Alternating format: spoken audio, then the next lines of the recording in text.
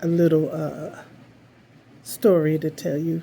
Of course, you guys already know, those who are new, I am on the road to becoming an IBCLC. And right now I'm taking my lactation course. And I'm reading in one of my books of a case in 1886 where a woman showed up to be a wet nurse for a charge. And the mistress was irate that she showed up with her baby, who she was also breastfeeding. The mistress told her that she had to send her baby off because she needed her to only breastfeed her child. The wet nurse did so. She sent her baby off to be cared for by someone else.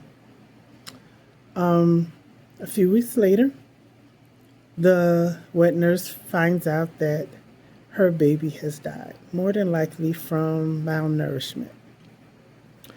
She prepares to go home so she can give her child a burial and funeral as any mother would do.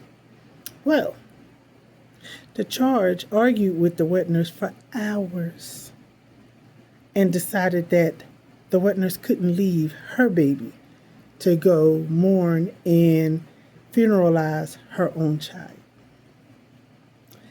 I thought people nowadays suck.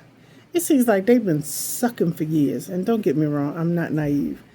I am a descendant of slavery. And I know the history of wet nursing. Many of my ancestors were charged to care for and nurse the master's children over their own, or they would lose their children, or their children would be sold to another plantation, or put out in the fields and ultimately die because they were beaten or lack of nourishment.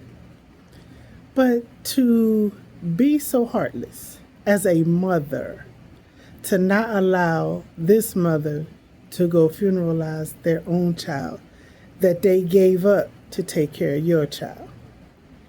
When I tell you karma has keys and don't know, how does the saying go? Karma knows everyone's address and don't need a key. Be careful how you treat people because, honey, it don't come back in the same way it was given. It comes back worse.